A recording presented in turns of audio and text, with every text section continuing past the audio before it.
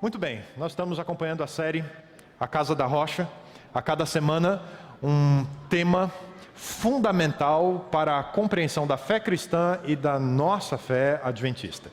Já falamos sobre o plano da salvação, falamos a respeito da ilustração do plano da salvação que encontramos no santuário. Semana passada o pastor Felipe falou para nós sobre isso. E hoje vamos estudar mais um tema, uma doutrina bíblica essencial à compreensão da fé cristã. Eu queria convidar você para irmos até o livro de Eclesiastes, capítulo 12, o último verso, que é o último verso do livro também, o verso 14. E esse é o texto inicial da nossa reflexão juntos esta manhã. Livro de Eclesiastes, capítulo 12, verso 14.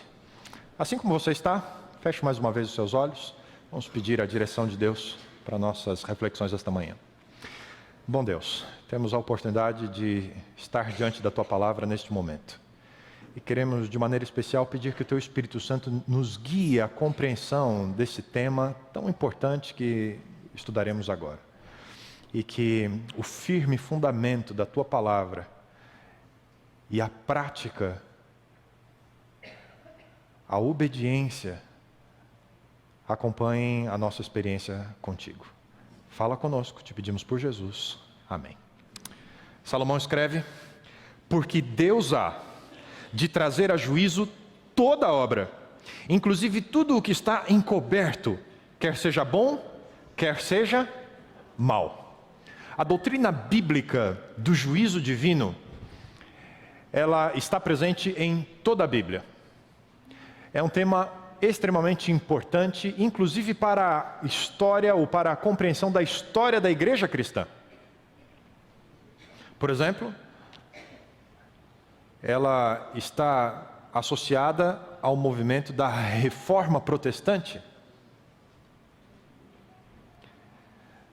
Relacionar-se com o tema do juízo divino é de fundamental importância para definir o tipo de relacionamento que a gente vai ter com Deus. Todas as sociedades humanas estabeleceram regras, leis, que impõem limites à liberdade individual em favor da liberdade e dos direitos da coletividade. De boca em boca, as regras de convivência eram passadas e os anciãos das comunidades eram as pessoas de referência para resolver os problemas e as divergências entre as pessoas. Com o surgimento da escrita, aproximadamente em 4000 a.C., com os sumérios, as primeiras cópias de códigos escritos, códigos legais, foram encontradas. Por volta do ano 2100 aproximadamente, o rei sumério Ur-Nammu fez cópias, codificou as leis que estavam vigentes em seu reinado. Talvez dos mais importantes desses textos da antiguidade, o Código de Hammurabi, também um rei sumério, que trazem diversos tipos de leis, como o roubo, o assassinato e as penas passíveis por cada um dos crimes. Outro aspecto, outro exemplo de códigos que foram surgindo na antiguidade, os atenienses pediram a Dracon que escrevesse as leis que eram praticadas em Atenas, e ele trata de colocar também as penas, o que surge a expressão draconiana em relação à severidade das penas do código preparado por Dracon. Mas sem dúvida, foi na ascensão da República Romana que o direito tem maior espaço e a reflexão do direito vai chegar até os nossos dias com o Império Romano, e em todos os lugares a lei romana vai chegar, e até hoje disciplina fundamental no estudo do direito moderno. Todas essas experiências mostram que um processo de julgamento, um juízo baseado em leis é necessário para toda a comunidade. Deus também tem seu povo. Deus também tem seus princípios, suas leis, e por conseguinte, Deus tem também um processo de juízo, um julgamento a fazer, baseado nas suas leis. Nesta série estamos gastando algum tempo com dois temas centrais em cada uma das doutrinas bíblicas: aquilo que eu preciso saber e aquilo que eu preciso fazer. E essa manhã eu separei alguns tópicos que são essenciais daquilo que eu preciso conhecer a respeito da doutrina bíblica do juízo. E o primeiro deles é baseado em Eclesiastes capítulo 12, verso 14, é que haverá sim um juízo. A certeza de que existirá um juízo é fundamental à fé cristã. Não houvesse nenhum tipo de juízo, não fosse algo real, certo, nós poderíamos nos apropriar daquilo que nos interessa do cristianismo e deixar de lado aquilo que não é tão próprio do nosso estilo de vida ou da nossa forma de ver o mundo, e nenhum problema haveria. Mas como existe um julgamento, como haverá um juízo, a nossa relação com Deus e a nossa experiência cristã precisam ser repensadas à luz da certeza de um juízo. Eu não posso ser individualista ou eu não posso ser seletivo em relação à fé cristã e ao relacionamento com Deus, porque haverá um juízo.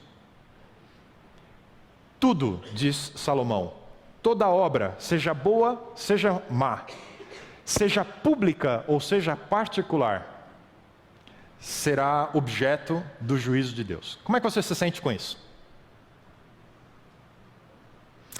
Sabe aquelas coisas da sua vida que só você sabe, ninguém mais sabe? Como é que você se sente com a possibilidade de Deus ter que olhar para esse aspecto da sua vida e emitir um julgamento, um juízo sobre você?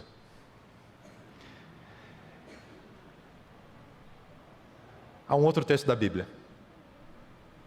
Um texto que é importante para a gente compreender o que está em jogo no tema, na doutrina bíblica do juízo. O último livro do Antigo Testamento, profeta Malaquias, capítulo 4, versos 1 e 2, e depois o verso 5, nós encontramos algo importante a respeito desse dia. Malaquias está registrando as palavras do próprio Senhor, e Deus começa dizendo: certamente aquele dia vem, e arderá como fornalha. Todos os soberbos, todos os que cometem impiedade serão como restolho, o dia que está para vir os abrasará, diz o Senhor dos Exércitos, de sorte que não lhes deixará nem raiz, nem ramo. Mas, para vós, que temeis o meu nome, nascerá o sol da justiça, trazendo salvação debaixo das suas asas, e saireis, e saltareis como bezerros libertos da estrebaria. Verso 5. Vede, eu vos enviarei o profeta Elias antes que venha o dia grande e terrível do Senhor. Essa é uma expressão muito usada no Antigo Testamento.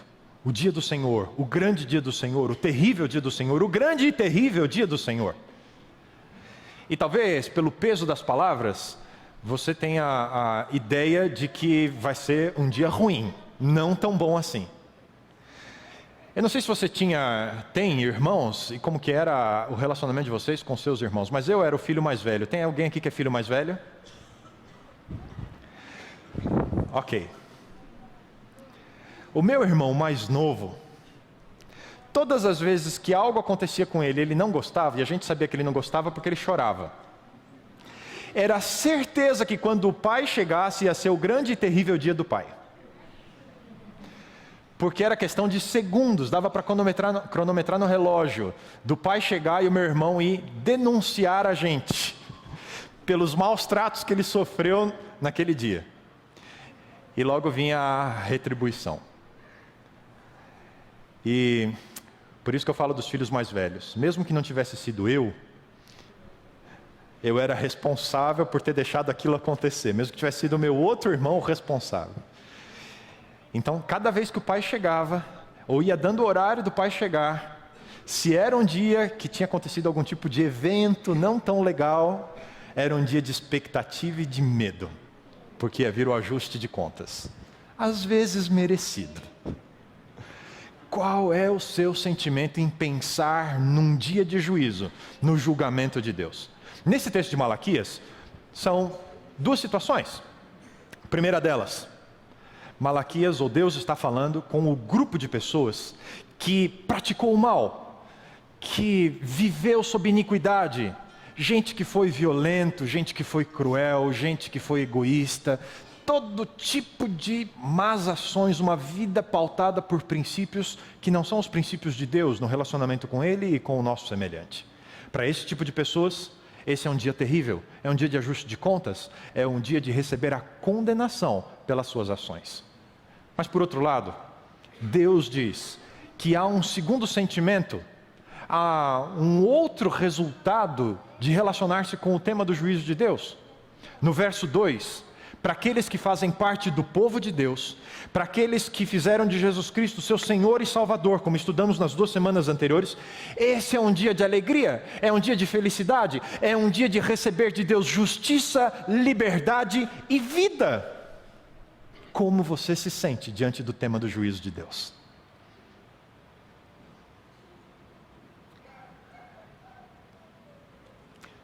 Quando pensamos no tema bíblico do juízo divino, precisamos entender que para aqueles que praticaram o mal, não é um bom dia, mas para aqueles que receberam a justiça de Cristo Jesus, esse é o dia mais aguardado da nossa vida. É o dia em que a nossa causa vai ser julgada e se nos fará justiça. Primeira grande coisa que você precisa saber a respeito do juízo bíblico é que ele acontecerá, e para nós é um evento que deve ser aguardado. Nossas esperanças devem estar ligadas ao juízo de Deus. Devemos orar para que Deus nos faça justiça. Segunda questão que é muito importante sabermos a respeito dessa doutrina bíblica é como acontece, quem participa, qual o formato do juízo. É um dia só, Deus chama todo mundo e faz o grande julgamento, e nesse dia se decide quem está salvo e quem não está. Como funciona o julgamento? A maioria de nós tem uma visão assim, um tanto quanto romântica a respeito do juízo, quem sabe por livros ou por filmes, e a gente vê aquela cena, normalmente é mais emocionante quando tem o tribunal do júri, e ali estão os jurados que vão ouvir as peças, os advogados de defesa, de acusação, e ali então eles vão emitir o juízo, e o juiz só conduz as coisas. Eu me lembro muito um livro escrito por John Grisham, em português, O Júri, em que ele escreve a respeito de uma história da viúva de um fumante movendo um processo contra uma multibilionária empresa de cigarros americana, e é esse formato que a gente acaba vendo nos filmes. E o advogado de defesa da companhia, ele é especializado em escolher os jurados que são mais propensos a inocentar o seu cliente, a companhia de cigarros. E a trama se desenvolve mostrando os bastidores de um tribunal do júri, e essa é a ideia mais romântica que a gente tem desse assunto. No nosso país, apenas crimes contra a vida e algum outro crime é decidido pelo tribunal do júri. O juiz não vai emitir o seu pronunciamento, ele vai receber dos jurados a decisão a respeito daquela causa. Mas para a maioria dos processos jurídicos no Brasil, o formato é de abrir-se um inquérito policial, gerando então um processo onde se reúnem evidências a favor ou contra o réu.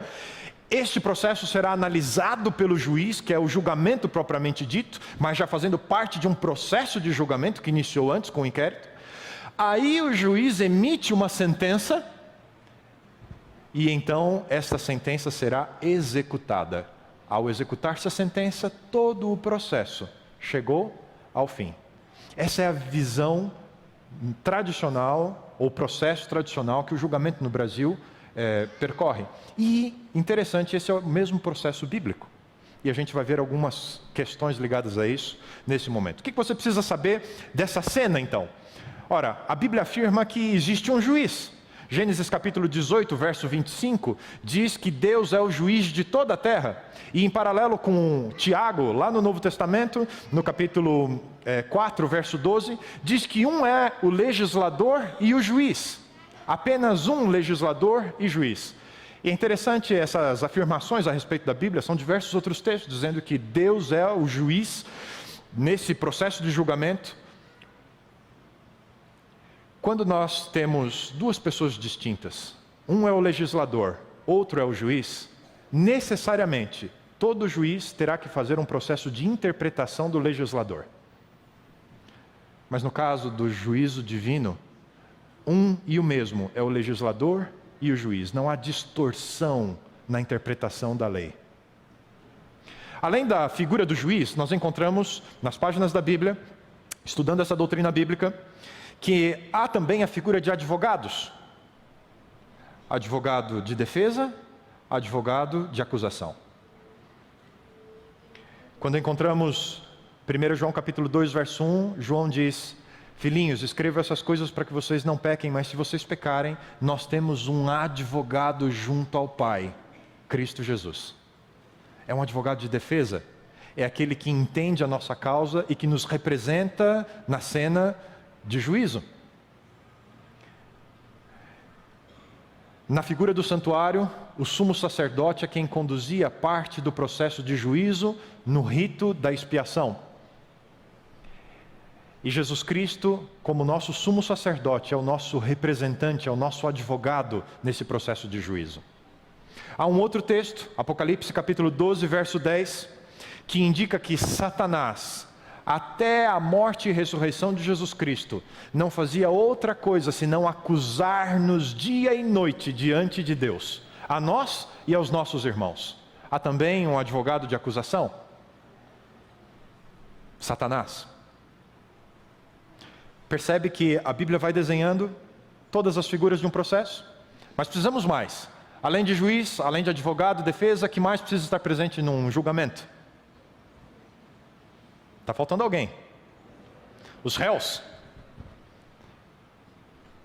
Estão arrolados nesse processo algumas pessoas. Quem são elas? Eu queria ler alguns textos da Bíblia com você. Segunda carta de Paulo aos Coríntios, capítulo 5, verso 10.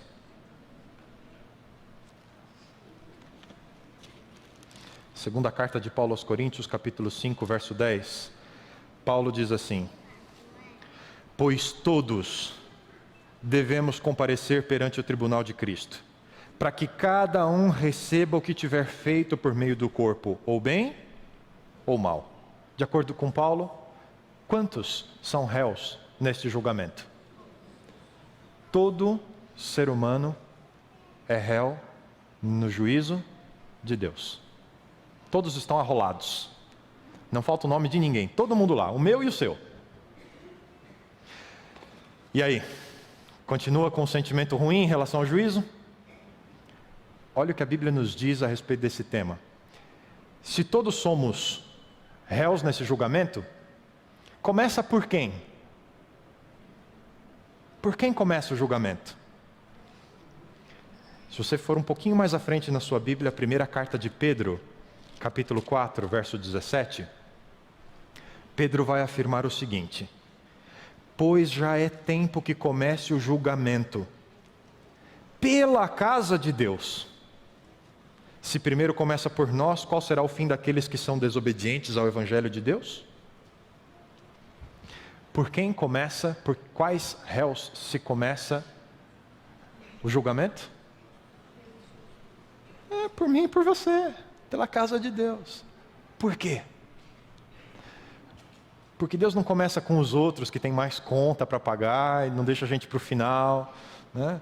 Vê se lotam as penitenciárias, né? E aí vai sobrando espaço para a gente não ter que ir, né? Cumprir uma pena em casa, uma coisa assim. Por que Deus começa com a gente? Deus tem pressa em fazer justiça para mim e para você. Deus tem pressa em vindicar o caráter dele e o nosso caráter de justiça em Cristo Jesus. É por isso que ele começa o julgamento comigo, com você. Começa pela sua casa, começa por aqueles que têm um relacionamento com Cristo Jesus. Porque ele tem pressa, é urgência, não está lá embaixo na pilha de processos, está lá em cima, é o primeiro. Começa com a gente, porque Deus quer trazer justiça para mim e para você. Você não diz amém por isso? Não convenceu.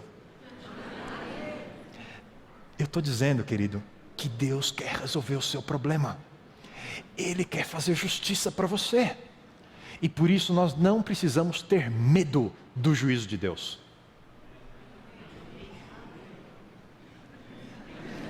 Tem gente que está com medo ainda. Eu acho que eu vou vender umas indulgências lá fora. eu e você somos priorizados por Deus para receber dele justiça. Parâmetro... Não, deixa eu falar do outro texto agora. Eu vou falar agora de quem tem que ter medo do juízo, tá?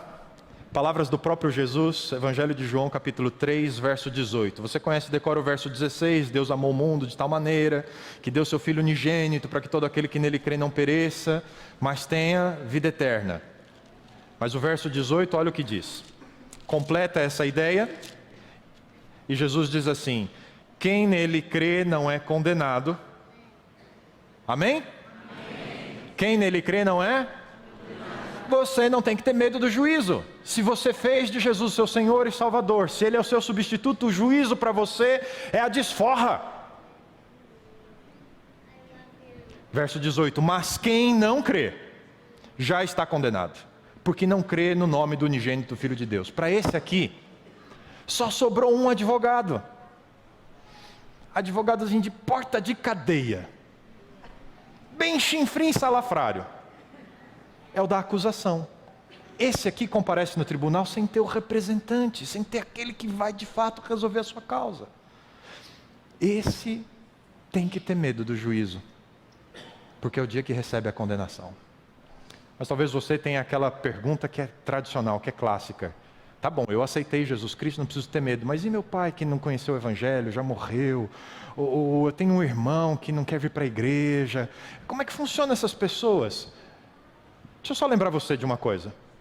Qual o percentual de pessoas no mundo hoje que é cristão? Quantos? 1/3 do mundo é cristão. Portanto, qual o percentual de pessoas no mundo que não conhece Jesus Cristo? Os outros 2/3.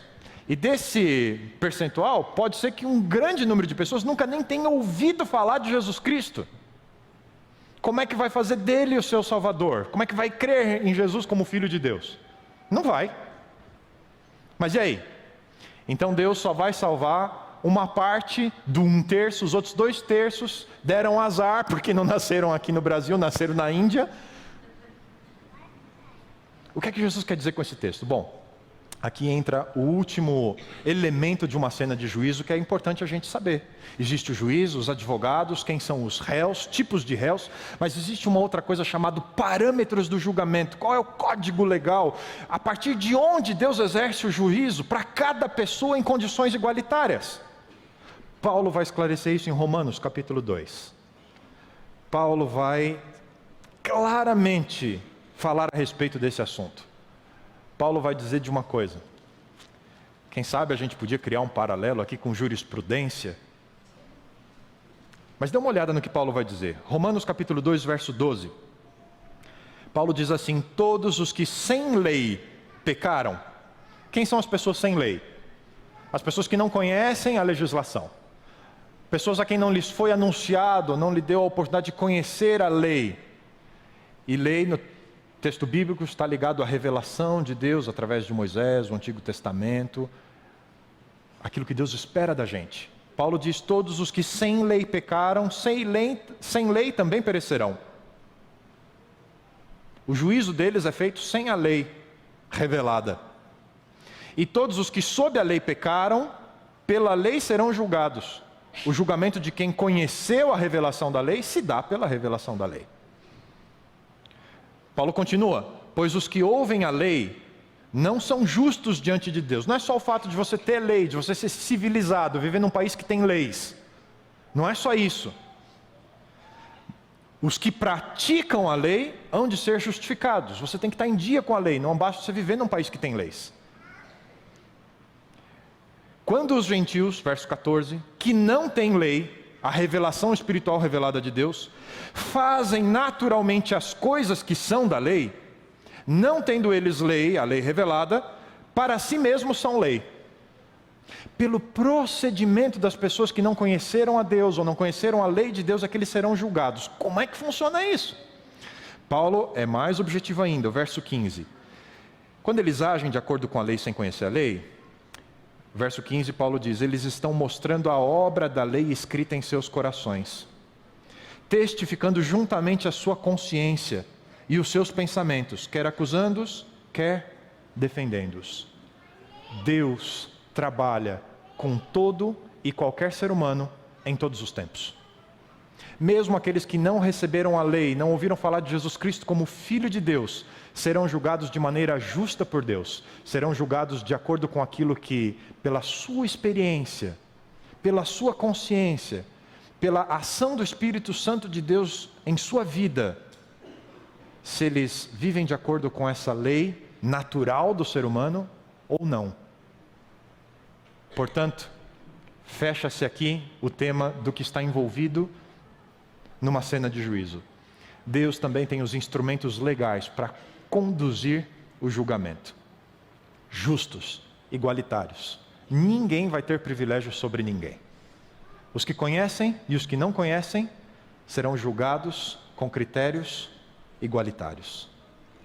Bem, e finalmente, a última coisa que você precisa saber a respeito do juízo divino é que a semelhança do nosso brasileiro aqui, o juízo bíblico é um processo. Nós temos os autos, o inquérito, o processo.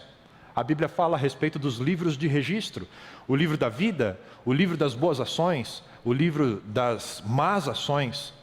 A cena de Daniel capítulo 7 é a cena do ancião de dias se assentando no trono para iniciar o julgamento.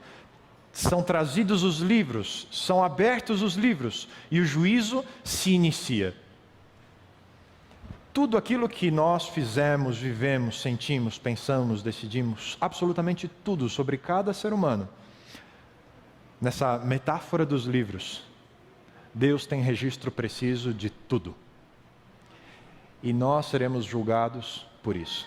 Piorou agora, né? Agora voltou, agora vai ter indulgência. Abra a lojinha alguém lá, tá?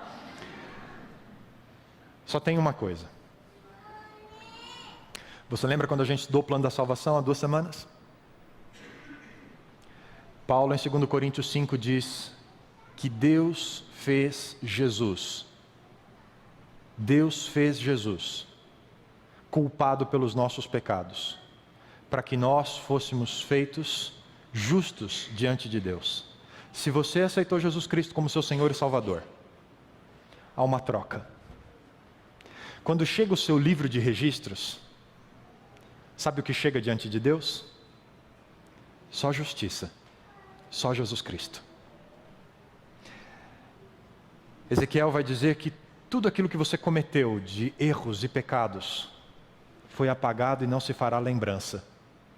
Diante do juiz, apenas o registro da justiça de Jesus Cristo na sua vida é que será exposto no tribunal. Esse vale amém também.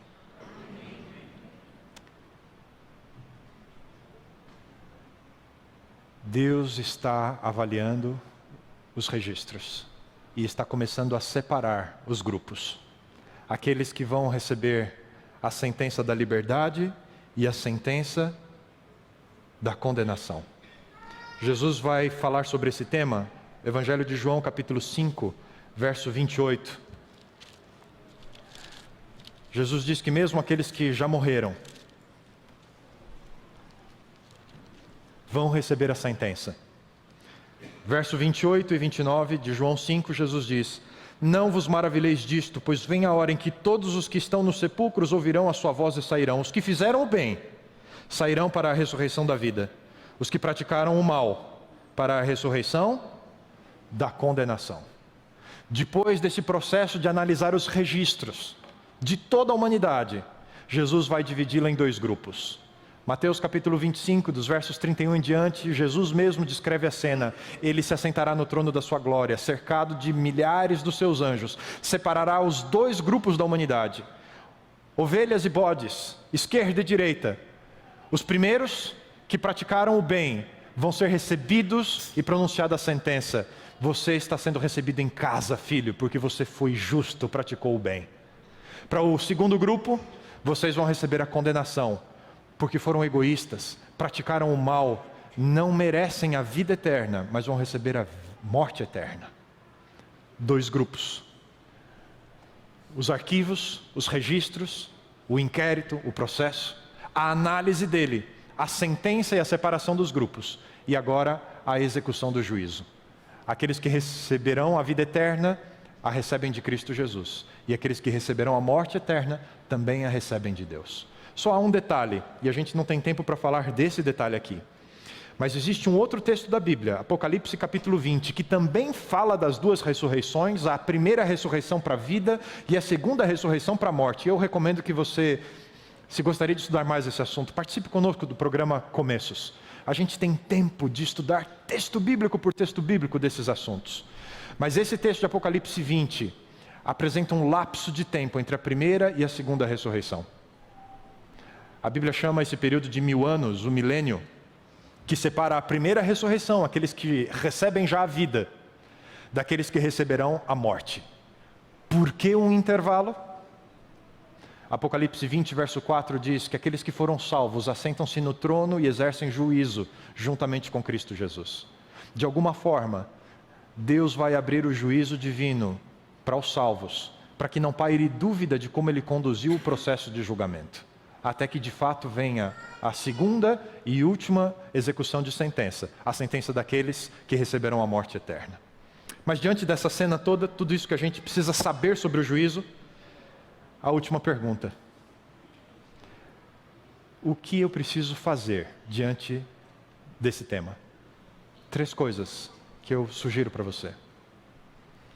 A primeira delas, em Hebreus, Paulo vai dizer, no capítulo 4, versos 15 e 16, que nós não temos um sumo sacerdote que não possa se compadecer das nossas fraquezas, mas antes um que, como nós, em tudo foi tentado, mas sem ter sido derrotado.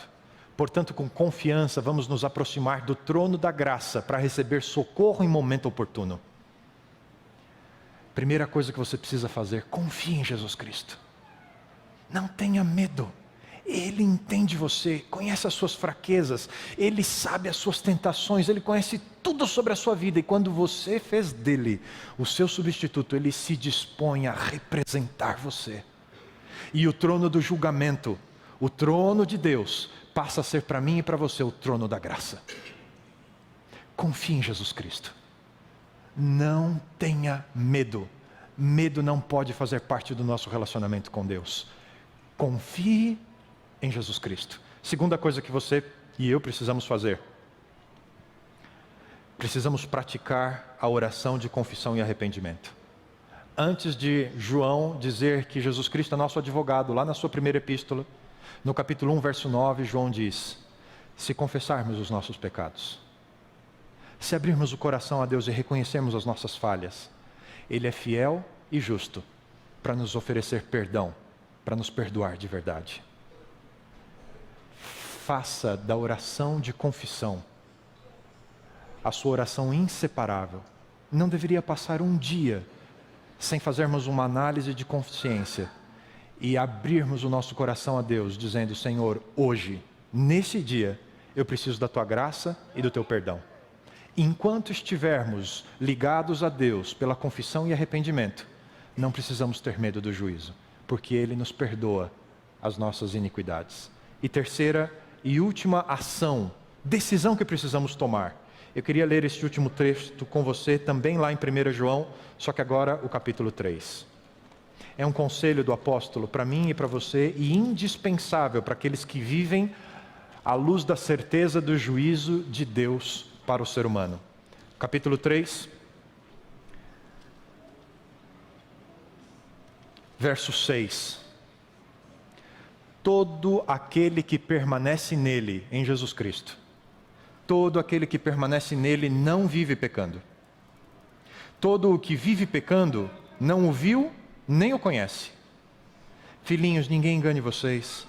Quem pratica a justiça é justo, assim como Jesus Cristo é justo. Quem comete pecado é do diabo, porque o diabo peca desde o princípio. Para isto o Filho de Deus se manifestou, para destruir as obras do diabo. E aquele que é nascido de Deus não vive na prática do pecado, porque a semente de Deus permanece nele. Não pode continuar pecando, porque é nascido de Deus. 3 coisas. Confie em Jesus.